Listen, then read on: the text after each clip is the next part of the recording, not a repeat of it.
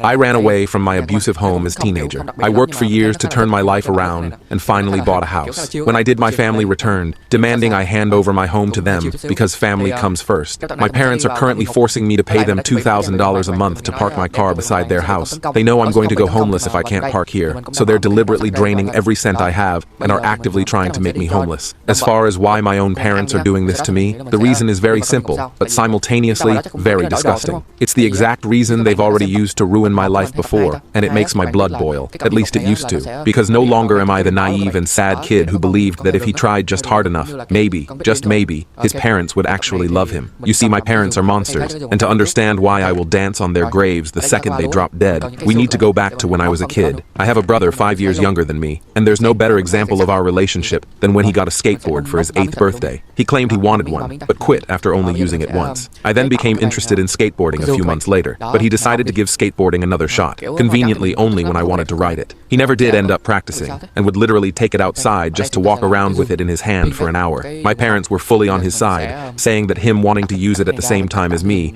was not ill will on his part, but just coincidence. That one example perfectly illustrates my childhood. In fact, my parents' favoritism was so bad, my extended family members got involved by accident. My grandmother noticed my bruises and my ragged clothes whenever I came to visit her, all whilst my brother wore designer by 10 and had not a scratch on him. My grandmother was badass, and I remember she slapped my dad because of his favoritism, warning him that she'd whip them into shape herself if he didn't cut it out. Things were better after that, until 3 months later when my dad conveniently got a job opportunity he couldn't pass up, halfway across the country. When that happened, I started lashing out. I began yelling at my parents that I hated them, that I wished they and my brother were dead. My mom slapped me and told me to apologize to him for speaking about him like that. I was furious, and later that same day, I did the thing that started this whole mess. My brother was on the phone with Grandma, lying through his teeth about how I, yes me, was doing so better, and I just started yelling, "Grandma, he's lying, don't listen to him please, they're still hitting." Click. My brother hung up the phone and went to tell my parents. He lied, and even told them I tried to wrestle the phone out of his hand. That night, my mom and dad laid hands on me like never before. I was used to a bruise here or there, but this time it was different to anything I've experienced. Blow after blow after blow, even after I passed out. I'm positive they thought they culled me. I think they panicked, but instead of calling the ambulance, they put me in the bathtub and left me there hoping I'd wake up. I was 17 at the time. I miraculously woke up that night in the bathtub full of cold water, and in that moment, I made the hardest decision of my life. I packed all my things and left. I had no plan, no money, and no food, but I was still certain being homeless would be better than living with my parents and my brother. And the crazy part is that I was right, until I wasn't. Because even though I lived on the streets for the first few years, committing petty theft to get food and blankets, I eventually found a job and busted my butt to build a life for myself. I found my own place, got therapy, and I truly believe I overcame all my PTSD and trauma. And that was when the universe decided to play one last trick on me, the pandemic. I lost my job, the majority of my savings, and my apartment. I was back at square one. I had nothing but a truck and a cheap camper van to my name. And so, 15 years after leaving my parents, I was forced to come back and grovel at their feet for help. I remember my dad opened the door, and he looked amused. He chuckled and asked if the worm was back to beg for dirt, and my mom had a similar reaction. She called me pathetic and spit on my shoe, saying I'm lucky she's not beating me like she used to for having the nerve to show up here. I told them I was here for just one thing, to ask if I could park my camper van at their house. Surprisingly, they said yes, but under one specific condition. You see, my brother still lived with them, now with his wife, and he was down financially. The condition was that every month, I'd pay $2,000 as a thank you to him for letting me park my camper van. Speaking of my brother, I found out that he and his wife have 4 kids. Their first when his wife was 23, the second a year later, the third 2 years after that, and she just delivered their 4th a couple months ago. I also learned that she refuses to work, despite having a university degree in business management that my parents paid for, and that my dad happily watches the kids all day without complaint. This means their finances depend entirely on unemployment checks. Either way, when my parents told me how much I'd have to pay, I was baffled. Their house sat on nearly an acre of land with plenty of space for my truck. When I pressed my parents about why they were really forcing me to pay, they claimed they had no room and didn't want me there since we haven't gotten along in years. My father crossed his arms and said, "You chose to move out. You can't come running back the minute things get tough. We're not running a charity," my mother said coldly. My parents called my camper an eyesore and told me to leave. My brother and his wife thought it was hilarious that I had to live in my truck, pointing and calling me a homeless loser. CL even took pictures, though thankfully she never posted them online. This is what happens when you don't plan properly. My brother smirked as I drove away. My possessions possessions rattling in the back of my truck,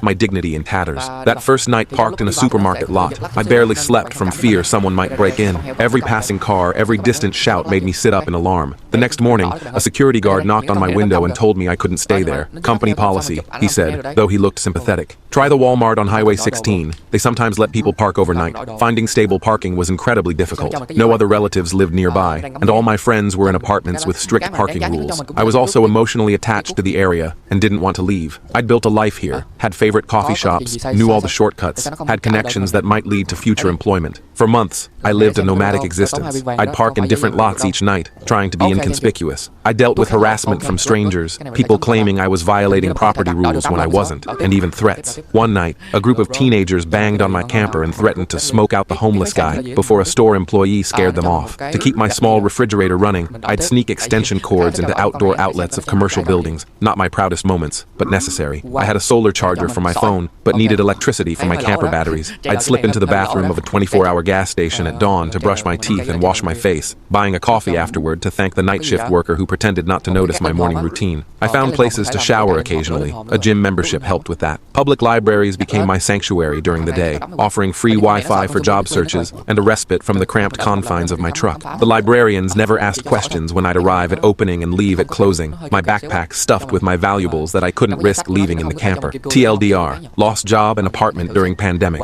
converted truck into living space. Parents refused to let me park on their property unless I paid apartment-level rent. Lived nomadically for months. After months of truck living, I finally landed a job in a neighboring city. It wasn't ideal, a warehouse position with odd hours, but the pay was decent at $18 an hour, and they were hiring immediately. I was still receiving unemployment, but had no stable living situation, and I didn't want to be jobless when benefits expired. Plus, I was going stir-crazy with nothing to do but read, watch DVDs on a portable player, and scout for parking spots and accessible bathrooms. I had to scramble to prepare for the interview, washing my one decent shirt in a laundromat and getting a haircut at a budget salon. The hiring manager, Dave, seemed impressed by my eagerness and work history. "When can you start?" he asked, and I said, "Right now, if you need me to." He laughed, but appreciated my enthusiasm. When I got the job, I essentially lived in the back lot of the company building. My manager actually appreciated this arrangement since I was available for virtually any shift. "Most reliable employee I've ever had," Dave would joke to other staff. "Always on time because he's already here." He even let me detach the camper so I could drive without it. He allowed me to hook up to the building's power and water, and I worked unpaid Sundays as a form of rent. I showered at a friend's place or the gym. Since my camper only had a portable toilet, I avoided using except in emergencies. The camper was easy to heat in winter with a small electric heater, but summers were brutal without AC. The metal shell would trap heat like an oven, and I'd often sleep with the door partially open on hot nights, a bug screen my only protection. I eventually bought a used portable air conditioner to make it tolerable, though it consumed a lot of electricity and made an awful racket. I earned substantial overtime and learned valuable skills from co-workers. Rick from shipping taught me to operate the forklift. Maria from inventory showed me their tracking system. I became known as the guy who could fill in anywhere. Earlier this year, I was promoted to supervisor with a much better salary of $26 an hour plus benefits. That first paycheck as supervisor felt like winning the lottery. After 2 years of living in my truck, watching every penny, and dreaming of stability, I could finally afford something better. The pandemic was largely behind us. The economy was recovering, and I had steady employment with growth potential. That's when I decided I needed something more permanent. The trauma of losing my apartment taught me I needed long-term stability. I found a 3-bedroom manufactured home just 2 miles from work and somehow negotiated $10,000 off the asking price by pointing out some minor issues that needed repair and offering to fix them myself. I used nearly my entire savings for the down payment and secured a mortgage. Finally, I didn't have to live in a truck. I had enough space to set up my camper in the backyard as a guest house or storage. Moving day was emotional. I didn't have much to move, just my few remaining possessions from the camper. My first night in the house, I slept on a borrowed air mattress in an empty bedroom, but it was the best sleep I'd had in years. I could stretch out fully. I could use the bathroom without planning a trip to a gas station. I could cook on a real stove instead of a camping burner. Over the next few weeks, I furnished the place slowly and inexpensively. Thrift store finds, clearance items, and a few pieces from online marketplaces. Each addition made it feel more like home. A comfortable couch, a small dining table with 4 chairs, a decent bed, simple bookshelves for the few books I'd kept. Nothing fancy, but everything was mine, paid for, and not at risk of being taken away. TLDR, after months of homelessness, got a warehouse job that let me park on company property, worked my way up to supervisor, saved money, and finally bought a modest manufactured home. After settling in, I proudly posted about my new home on Facebook. Nothing fancy, just a simple post. After 2 years of living in my truck camper, I finally have a real home again. Hard work and perseverance paid off. I included a few photos of the exterior and my sparsely furnished living room. The post got lots of supportive comments and congratulations. Big mistake. A few weeks later, my parents, my brother, and his family showed up completely unannounced. I never gave them my address, so they must have either stalked me or gotten it from someone else. I suspect my cousin inadvertently leaked it when he asked for my address to send a housewarming gift. It was a Sunday afternoon, and I was enjoying the simple pleasure of watching a football game on my newly purchased second-hand TV when the doorbell rang repeatedly. Opening the door revealed my entire family standing there with forced smiles that didn't reach their eyes. "Surprise!" my mother exclaimed with false cheerfulness. "We thought we'd come see your new place." Before I could even respond, they pushed past me and entered my home without being invited. My father grunted a greeting as he passed, while my brother's children immediately scattered throughout the house, their shoes still on, tracking dirt across my clean floors. They barged in like they owned the place and started exploring every room. My sister-in-law kept flashing this creepy smirk that I later understood all too well. She ran her fingers along my kitchen countertop and commented, "Not bad quality for such a cheap place," her tone dripping with condescension. My parents kept commenting on how I had too much space for someone with no family, while my brother remarked how it was larger than our parents' house and closer to his job. "How convenient," he said, measuring the living room with his eyes. "This is nearly twice the size of our living space at Mom and Dad's." Red flags everywhere. "This second bedroom would be perfect for the boys," Syl said loudly while peeking into one of my spare rooms. "And the master has enough space for our king bed." I frowned, confused by her comments. "Who wants lemonade?"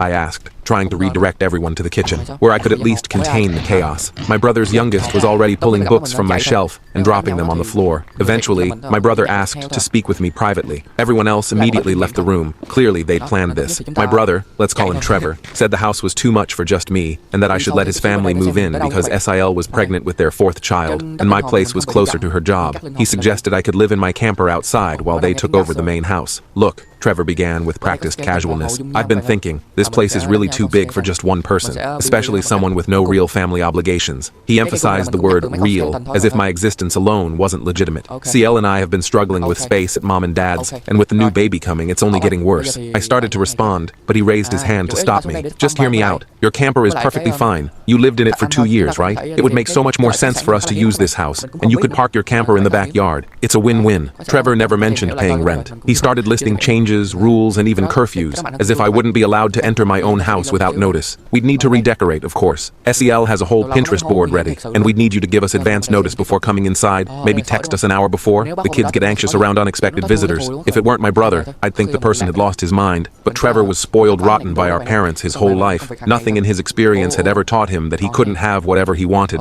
especially if it belonged to me. I tried responding, but he kept talking over me as if my opinion didn't matter. "The older boys will need their own bedroom. They're at that age where they need privacy. Syl and I will take the master, obviously, and we'll use the 3rd bedroom for the baby and our youngest. We'll need to replace this flooring soon. It's not really child-friendly. Oh, and we'll need a fence installed for the kids' safety." He continued rambling about paint colors and furniture placement while I stood there in stunned silence. There was absolutely no way I would rent my house to him or his obnoxious SIL. I've seen similar situations in online videos, but never imagined experiencing it myself. I discreetly started recording on my phone. Trevor didn't notice or care and continued ranting about why he deserved my house, then extended his hand like we had an agreement. "So, when can we start moving in? This weekend would be ideal. CL already gave notice at work since this place is too far from her current position." That's when I finally found my backbone and shouted, "Hell no!" Trevor stumbled backward in shock. I'd rarely raised my voice to him because our parents always punished me for it. But this was my house, not theirs. I stood up and told him my property wasn't available for takeover, and it wasn't my fault he kept having kids and couldn't afford to move out of our parents' place. "Are you serious right now?" I continued. "You show up unannounced, barge into my home that I worked years to afford, and then suggest I should just hand it over to you and live in my truck again? Have you completely lost your mind?" Trevor got right in my face and said I didn't deserve the house, and he needed a better place for his family. "You don't understand what it's like to have real responsibilities,"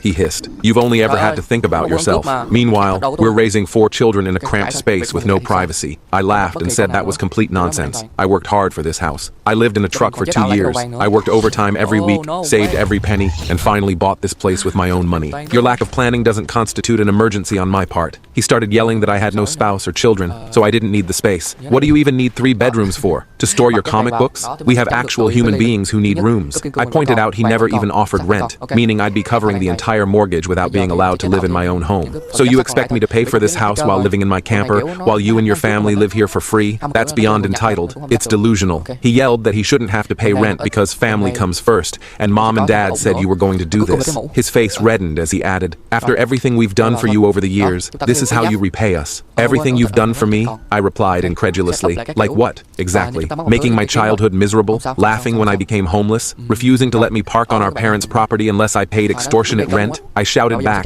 that our parents had no right to give away my house. Right on cue, my parents and SIL burst in and surrounded me, trying to pressure me into agreeing. There was a lot of arguing, but I kept hearing, "Just do it for Trevor," repeatedly. "You've always been selfish," my mother accused, her face twisted with disapproval. "Trevor needs this house more than you do. Why can't you understand that?" My father added, "Son, sometimes in life we have to make sacrifices for family. This is one of those times." Sil stood with her hands on her pregnant belly, her expression a calculated mixture of outrage and victimhood. "I can't believe you'd put your own comfort above the needs of your nieces and nephews. What kind of uncle are you?" I told them they had no say in my life or my property, and to leave before I called the police. Sil screamed that she was pregnant again, and I couldn't do this to her. I reminded her that I hadn't done anything to her. She just assumed she could take from me without permission. I called her a stuck-up witch who never respected me, and said I didn't care how many kids she had. "Having children was your choice," I said firmly. "I'm not obligated to house them. I'm not their father. You and Trevor are their parents. It's your responsibility to provide for them, not mine." That pushed her over the edge. She attacked me, landing one punch before Trevor restrained her kicking and screaming. She demanded to be released so she could scratch my eyes out. I held up my phone and threatened to call police if they didn't leave immediately. "I have everything recorded," I warned, backing away.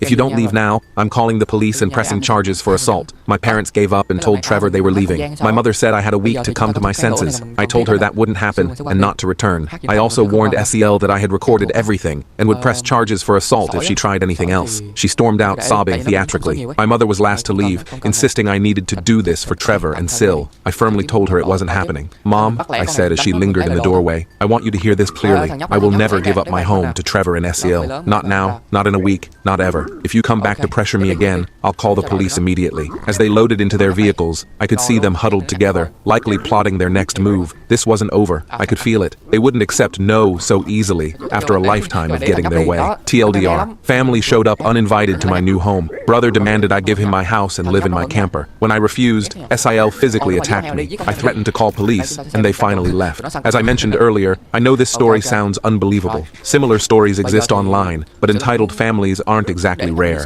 By reading about my parents, you'll understand how they created this situation by spoiling my brother into the entitled person he is today. They've never given a real explanation for their favoritism, and I fear there isn't one. Some people can't justify choices like child favoritism. They just double down on supporting the child they chose. After kicking my family out, I immediately shared what happened on social media with our extended family. I knew they'd try to twist the story to make me the villain, so I acted preemptively with video evidence to back my account. I didn't post the entire recording publicly, but I sent clips to key relatives who I knew would spread the word. "I need to share something disturbing that happened today," my post began. "My brother and his family showed up unannounced at my new home and demanded I give it to them while I live in my camper outside. When I refused, SIL physically attacked me. I have video evidence of their behavior that I'm willing to share privately. I included a short clip of SIL's attack and my brother insisting I should give them my house. This worked brilliantly. Many relatives took my side immediately. My cousin Melissa called within minutes of my post. "I always knew there was something wrong with how they treated you," she said. "This is beyond belief." My uncle Jack commented publicly, "This is disgraceful behavior," my brother's name.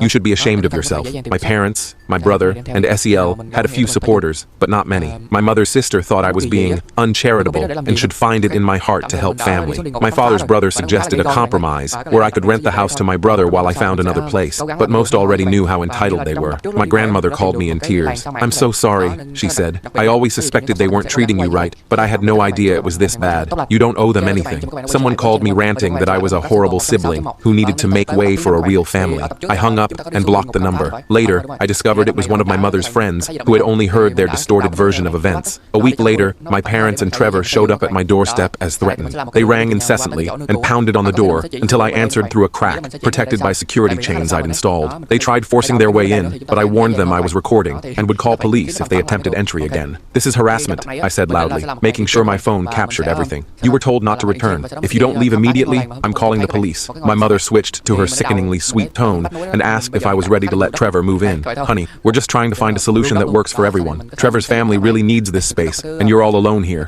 I told them all to get lost and never return. She started crying and asked why I couldn't just do this for Trevor, because he's my beloved brother. I laughed and said I didn't love him as a brother because he'd mistreated me for years with their encouragement. I told them they were terrible parents, and he was a terrible brother, and to leave before I called the police. You don't mean that, my mother gasped, clutching her chest dramatically. We've always tried to be good parents to you. No, you haven't, I replied firmly. You've always favored Trevor, and you know it. You let him abuse me growing up. You didn't care when I became homeless, and now you want to take away the home I earned through my own hard work. What kind of parents does that make you? Trevor tried to interject, but I cut him off. And you were a horrible brother. You broke my things. You flirted with my girlfriend until she left me. You laughed when I lost my apartment. Why would I ever want to help you? Surprisingly, they left relatively easily, which should have been a warning sign. I thought the nightmare was over, but I was wrong. I returned home Friday evening to find a moving truck and Trevor's minivan in my driveway. They were moving their belongings into my house. Two men, friends of my father I assumed, were carrying a sofa toward my front door, which stood wide open. Boxes labeled kitchen and kids' room were stacked on my porch. Trevor just waved with a smug grin when he saw me. My heart raced as I slammed on the brakes and leaped from my truck. "What the hell do you think you're doing?" I shouted, rushing toward the movers. "Stop right now!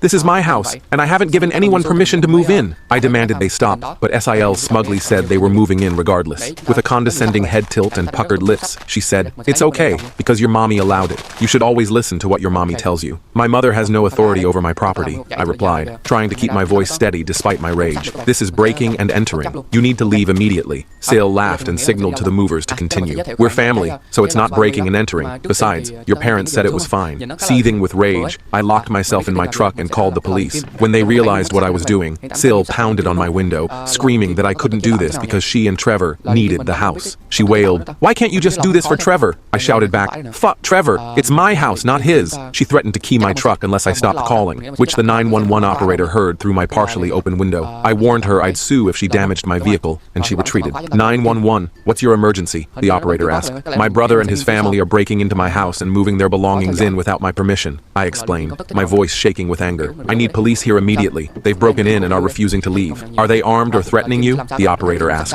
My sister-in-law just threatened to vandalize my vehicle if I don't let them stay, I replied. She's extremely aggressive and has assaulted me before. When police arrived, Trevor, SIL, and their kids had locked themselves inside my house. I explained the situation and showed my driver's license with my current address. This is my property, I told the officers. I have the deed and mortgage documents inside. They showed up while I was at work and broke in. One officer, a tall man with a weathered face, nodded. Let's go talk to them. When we approached the front door, I discovered they'd changed the lock. The drilled-out original lock and the Harbor Freight drill they'd used were still sitting on the porch. Could they have left more evidence? Look at this, I said, pointing to the destroyed lock cylinder. They actually drilled out my lock and replaced it. The second officer, a younger woman, picked up the drill with a gloved hand. That's definitely breaking and entering, she confirmed, shaking her head in disbelief. My parents arrived while I was talking to the officers. They immediately lied, claiming I'd agreed to rent my house to Trevor's family. There's been a terrible misunderstanding, my mother insisted, her voice quavering with false sincerity. My son agreed to let his brother's family move in. He's just having second thoughts now. I said that was easily disprovable. I never agreed to any such arrangement. I explicitly told them multiple times they could not move in. I have videos of our previous confrontations where I clearly stated they were not welcome here. The female officer asked if I had documentation proving ownership. My mortgage papers and deed are inside the house, which I can't access because they've changed the locks, I explained. But you can verify my identity matches the property records. Trevor and Esil finally emerged with papers in hand, looking absurdly smug. Trevor's youngest clung to his leg, crying dramatically on cue. We have a rental agreement, Trevor announced triumphantly,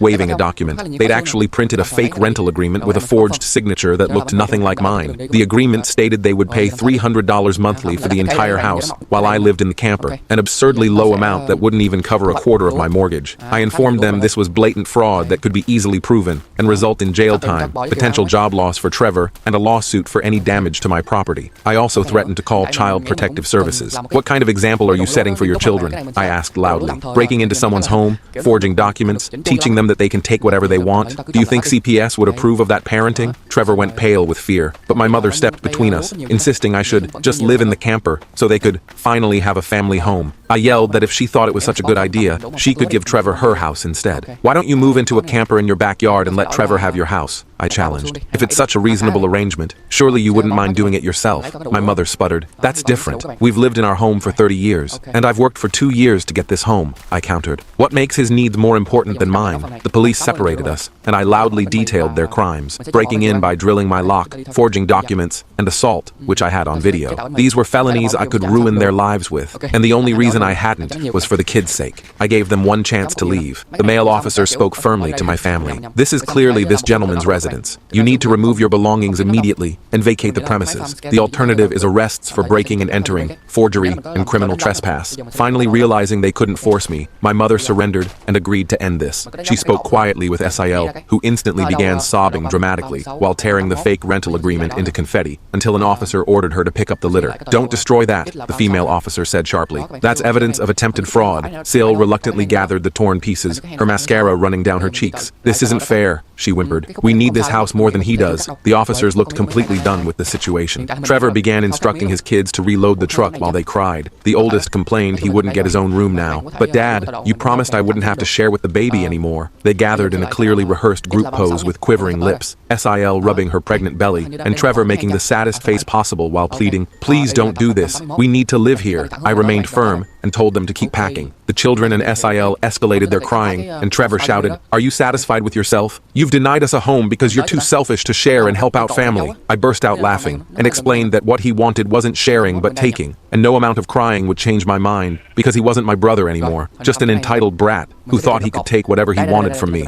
like when we were kids. This isn't sharing, I said clearly, for the benefit of the officers and anyone else listening. Sharing would mean we both get something. What you wanted was to take my entire house while I live in a camper and still pay the mortgage. That's not sharing, that's theft. Trevor cursed at me until the police threatened to arrest him regardless of whether I pressed charges. I asked the officers to stay until everyone left, and they agreed. More patrol cars arrived, giving my family extra motivation to hurry. Watching them pack was surreal. They brought nearly everything they owned, clearly planning to move in permanently. Beds, dressers, toys, kitchen appliances, even photo albums and wall decor. They genuinely believed they could just take over my home without consequences. I demanded Trevor give me the keys to my new lock. He threw them down the street into a storm drain, but an officer made him retrieve them, getting filthy in the process. He slammed them into my hand with a glare. I hope you're happy, he hissed. My children will still be crammed into one room because of you. I ordered them all to leave and never return. My mother threatened to disown me, as if that would hurt me. I sarcastically replied, oh no, that means I won't get to come to holidays where you treat me like garbage anyway. If Trevor ever needs an organ donor, I wouldn't give him a toenail clipping. So do what you always told me to do. Suck it up. My parents looked stunned, with the officers visibly judging them. If you want to expose toxic parents, confront them in front of law enforcement when they can't retaliate. My mother sobbed while walking away. My father looked like he wanted to hit me, and Trevor just held his defeated children. Sael was having a tantrum on my front lawn. This isn't over, she shrieked, stomping her foot like a toddler. You can't keep doing this to us. I haven't done anything to you, I replied calmly. You've done this to yourselves. They quickly loaded everything back into the truck. Throughout the process, my mother kept trying to negotiate, saying Trevor could pay rent, or I could move back with them while Trevor rented my house. I told her to shut up and keep packing because I wanted nothing to do with any of them after how they treated me growing up. Before they left, I unleashed years of bottled frustration, calling out everything they'd done to me while the officers witnessed. I highlighted how they wouldn't even let me park my camper when I was homeless, but now wanted to kick me out of my own house so Trevor could live rent-free. The officers' expressions grew increasingly judgmental. When I was living in my truck and asked to park on your property, you demanded $850 a month, I reminded them. You called my camper an eyesore and laughed at my situation, but now you think I should give up my entire house and still live in that same camper? The hypocrisy is astounding. I publicly demanded to know what I'd ever done besides being born to deserve such treatment, why they wanted to snatch my success away the moment I achieved it. I told them I owed them nothing and would never ask anything from them again, since I was clearly just a doormat or cash cow in their eyes. What did I ever do to make you hate me so much? I asked, my voice breaking slightly. Why has it always been about Trevor and never about me? Why, the moment I finally have something good in my life, do you try to take it away?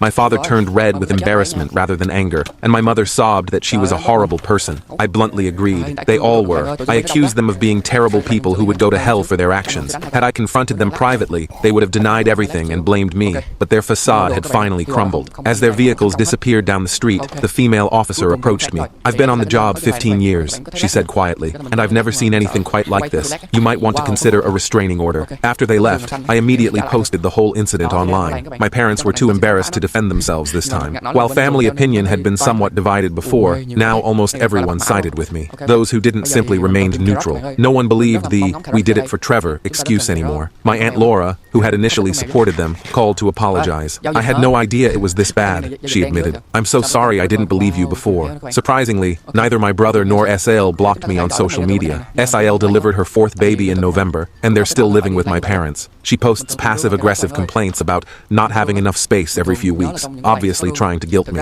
One particularly pointed post read, "Some people have 3-bedroom houses all to themselves, while families of 6 are crammed into tiny spaces. Funny how selfish the world has become." No one engaged with it except to ask why she didn't get her own place. I'm sure my parents are going crazy with 3 rowdy kids, an unstable SIL, my entitled brother, and a newborn, all under one roof. Maybe they should move into a camper in their backyard and let Trevor take over their house. They could do that for Trevor. TLDR. I shared what happened with extended family. A week later, my family tried again to take my house. When I wasn't home, they broke in, changed locks, and moved their stuff in. Police made them leave. Almost all relatives now support me. For those asking about security cameras, I'll install them when I can afford it. I'm still recovering financially from buying the house last year. I did replace all the locks with higher security versions that can't be easily drilled out. I also reinforced the door frames and added those security bars that brace against the floor. It's not a perfect solution, but it's better than nothing until I can afford a proper security system. Many of you suggested I should have had my brother and SIL arrested. The only reason I didn't was because their children need them, and Trevor would likely lose his job, leaving the family without income. SIL has a newborn baby. Neither belongs in jail, but that doesn't mean they escaped consequences. The police filed reports about the incident, and I obtained copies for my records. If they try anything similar again, those reports will establish a pattern of behavior that would make criminal charges much more likely to stick.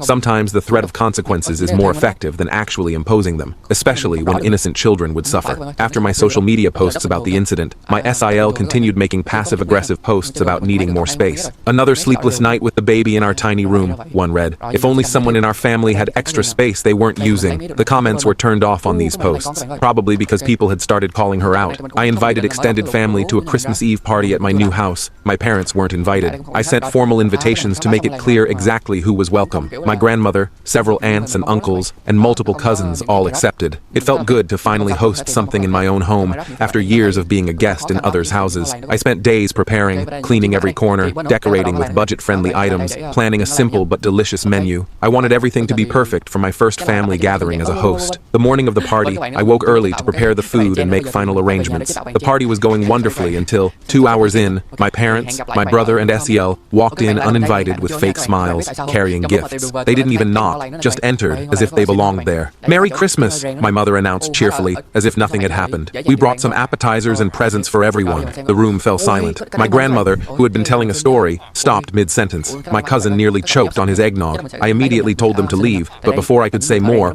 my uncle, my mother's brother, stood up and shouted that they didn't deserve to be in my home after what they'd done. "Have you no shame?" he demanded. "After trying to steal his house, you think you can just walk in here like nothing happened?" Several relatives backed him up. "You weren't invited for a reason," my cousin Melissa added firmly. "This is incredibly inappropriate." My grandparents intervened, telling my parents that if they wanted to reconcile, it was far too soon. They expressed their disappointment and said my parents needed to treat me like an actual son if they ever wanted a relationship again. They told Trevor and Esil to stop the nonsense about my house. It would never become their home. "I've been quiet about this for too long," my grandmother said, her voice quavering with emotion. "You've always favored Trevor, and I've watched how it's hurt this boy his entire life. What you tried to do with his house was the last straw. You should be ashamed of yourselves." Sil threw another tantrum, crying that she should be living here instead of me, since she had 4 children needing space while I had no family. I couldn't resist pointing out that she was a terrible mother who let my dad handle most childcare while she drank, played on her phone, or spent Trevor's money. I even joked her baby would get drunk from breast milk, which admittedly went too far. "I apologize for that comment," I said immediately, noticing the shocked expressions. "That was inappropriate. But everything else I said is true.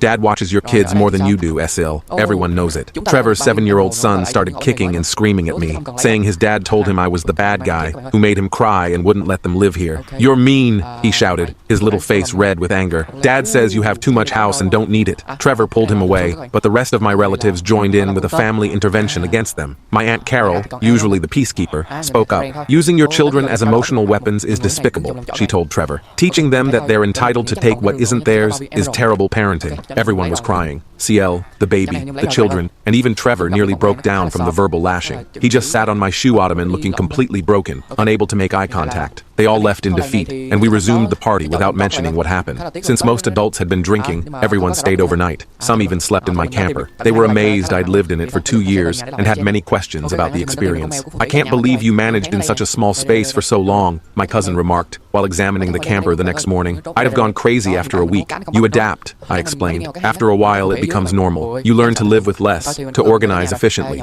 It wasn't ideal, but it taught me a lot about what I really need versus what I just want. After the holidays, SEL finally stopped posting about me and deleted her previous complaints. In January, she briefly posted about trying to convince my parents to get a camper so Trevor's family could have their entire house, but my parents firmly refused to be pushed out of their own home. Some people understand the importance of family and sacrifice, she wrote cryptically. Others clearly don't. She quickly removed the post and has barely posted since. Trevor can't afford to move out on just his salary, and SIL has realized no one's listening to her complaints anymore. Life has calmed down for me. I've invited friends over for poker nights despite being terrible at the game. I'm just happy to have a place where we can all gather, I told them, dealing another terrible hand. The company matters more than winning. I've rented out 2 bedrooms to friends, which helps cover my mortgage. They're respectful roommates who appreciate having a decent place to live at a fair price. We share cooking duties and have movie nights in the living room. It's the healthy, functional household I never had growing up. Sael freaked out when she found out, and my mother cried about how I could have rented those rooms to Trevor's family instead. I reminded her they broke into my house, and there wasn't enough space for all of us anyway.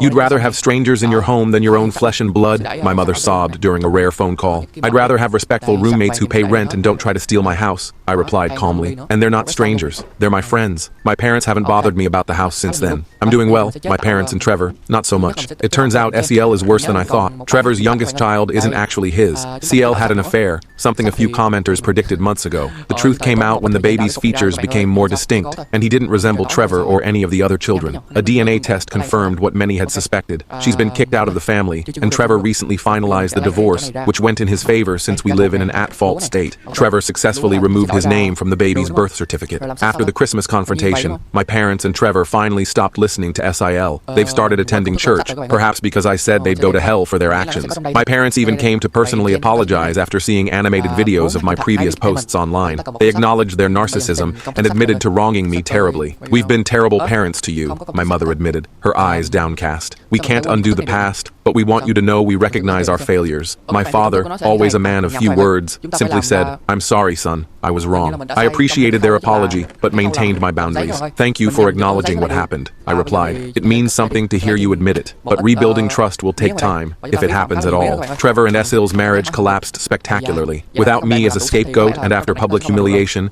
Esil's toxic behavior became obvious even to my family. She kept pushing for my parents to buy a camper so she could have their house, refusing to stop despite repeated rejections. "We're not leaving our home," my father finally told her firmly. "Not now, not ever. You need to find your own place or make peace with the current arrangement." When SEL didn't get her way, she took her baby and disappeared for days. When she returned, she was more bitter because nobody had caved to her demands while she was gone. She refused to attend church with the rest of them. "Why should I pretend to be religious when God clearly doesn't care about my situation?" she reportedly said. "If he did, we'd have our own house by now." Trevor eventually confronted SEL with DNA test results in front of our parents. The evidence against her was overwhelming. My parents demanded she leave immediately, and she went berserk, physically attacking everyone. Police were called, and SIL was arrested after scratching Trevor and our father, and even hitting her eldest child who tried to intervene. "You're all against me!" she screamed as officers restrained her. "None of you ever wanted me in this family." Sael later showed up at my house, ranting incoherently about how I'd ruined her life by posting on Reddit. She claimed mothers with young children are sacred, and giving up my house shouldn't have been too much to ask. She tried to shove me and cover my mouth, but I warned her about my doorbell camera and threatened to call police. I verbally demolished her until she retreated, telling her to stop blaming me for her own actions. "Your problems are entirely of your own making," I told her as she backed toward her car. "Your affair, your entitlement, your terrible attitude, those are all your choices. I didn't make you do any of those things." I finally filed a police report about her harassment and assaults and obtained a restraining order, which was easily granted given her unstable behavior. Trevor went through a quick divorce, with SIL's affair partner even showing up to testify for her, claiming she sought comfort with him because Trevor was incompetent. The judge shut him down, calling him a hypocrite for claiming responsibility while asking for Trevor's money. "Sir," the judge reportedly said, "you participated in destroying destroying this family, and now you want to avoid financial responsibility? The court doesn't look kindly on such blatant self-interest. Sael ended up with partial custody, but rarely sees her children. Trevor hit the bottle hard after discovering the betrayal and showed up at my place one night looking destroyed. Despite everything, he's still my sibling, and I couldn't let him drive drunk. We spent the night playing Uno and Battleship in my camper while he processed his grief. I don't know how I didn't see it, Trevor kept saying, shuffling the cards with trembling hands. All the signs were there. Sometimes we don't see what we don't want to see, I replied. You trusted her. That's not a character flaw. As dawn broke, Trevor looked at me with red-rimmed eyes. I never thanked you for not pressing charges when we tried to take your house. You could have ruined my life, but you didn't. I shrugged. I did it for your kids, not for you. A month later, Trevor asked to borrow my camper. He'd given up his bedroom so his 8-year-old son could finally have his own space.